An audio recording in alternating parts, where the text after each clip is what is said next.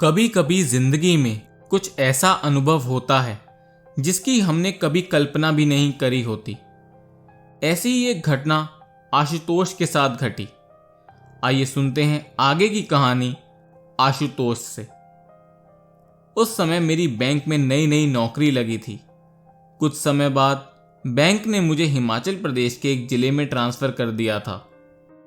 उस ब्रांच में बहुत कम काम रहता था और मेरे 3 अच्छे दोस्त भी बन गए थे, जिनमें से एक का नाम विष्णु था। विष्णु की सगाई हो रखी थी और कुछ ही दिनों में उसकी शादी थी। कुछ दिन बीते और विष्णु की शादी का समय आ गया। विष्णु ने शादी से 3 दिन पहले ही हम दोस्तों को अपने गांव बुला लिया था ताकि हम बाकी के फंक्शंस भी अटेंड कर पाएं। हम तीनों बस से उसके गांव की ओर निकल गए। बस ने हमें उसके गांव की तरफ जाने वाली सड़क पे छोड़ दिया। वहां से विष्णु का घर करीब 5 किलोमीटर दूर था और कच्ची पक्की सड़क बनी हुई थी। सड़क के किनारे विष्णु का भाई घोड़ा गाड़ी लेकर हमारा इंतजार कर रहा था। घोड़ा चलाने वाला आदमी भी उसी गांव का ही था। सूरज ढल चुका था और सड़क पर चांद की रोशनी से आगे रास्ता दिख पा रहा था। सड़क के दोनों तरफ पेड़ होने के कारण ठंड भी बहुत लग रही थी। मैंने विष्णु के भाई से शादी की तैयारी के बारे में पूछा तो उन्होंने कहा सब कुछ एकदम ठीक चल रहा है और अब आप तीनों आ गए हैं तो और मजा आ जाएगा। अभी हम सब आपस में घुल मिल ही रहे थे कि अचानक से घोड़ा रुक गया। घोड़ा गाड़ी वाले भैया ने बहुत घोड़े को आगे बढ़ाने की कोशिश की, पर घोड़ा अपने कदम आगे बढ़ाने के बजाय पीछे लेने लगा।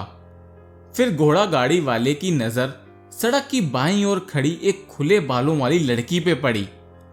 उन्होंने विष्णु के भाई को उसकी ओर इशारा किया। मैं विष्णु के भाई के एकदम साथ ही बैठा था। मैंने देखा उस लड़की के बाल बिल्कुल बिखरे हुए थे और उसने बहुत पुरानी सी सफेद रंग की एक साड़ी पहनी हुई थी। मुझे तो उस वक्त कुछ समझ नहीं आया, पर घोड़ा गाड़ी वाला और विष्णु का भाई दोनों समझ चुके थे कि वो लोग फंस चुके हैं और घोड़ा तब तक आगे नहीं बढ़ेगा जब तक वो आत्मा वहां से चली नहीं जाती। घोड़ा गाड़ी वाला हमेशा अपने साथ नीम के पत्ते रखता था।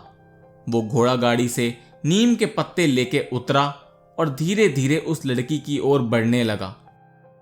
अब मुझे डर लगने लगा था क्योंकि मेरा पाला पहले कभी ऐसी चीजों से नहीं पड़ा था। उसके पास जाके घोड़ा गाड़ी वाला तेज आवाज में बोला, चली जा यहां से, और उसे नीम के पत्ते दिखाने लगा। अब हम सब दोस्तों के पसीने छूट रहे थे और हम सोचने लगे कि कहीं घोड़े गाड़ी वाले को कुछ हो गया तो हमारी जान कौन बचाएगा। लेकिन जैसे ही घोड़ा गाड़ी वाला उस लड़की के और नजदीक गया, वो वहां से गायब हो गई। कुछ देर बाद वो वापस आया और फिर से घोड़ा बड़ी आसानी से चलने लगा।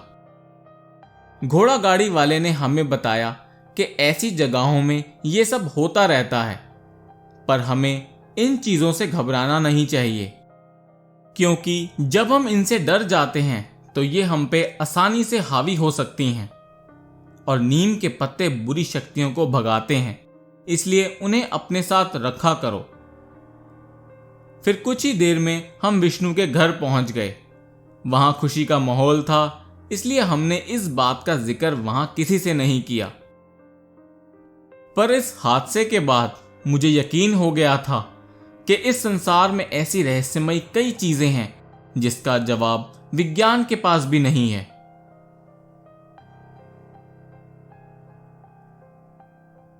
दोस्तों, अगर आपको ये कहानी अच्छी लगी हो तो वीडियो को लाइक कर दें और हमारे चैनल खौफ को ज़रूर सब्सक्राइब करें। हम ऐसी ही डरावनी कहानियां आपके लिए लाते रहेंगे। ये कहानियां सिर्फ आपके एंटरटेनमेंट के लिए हैं।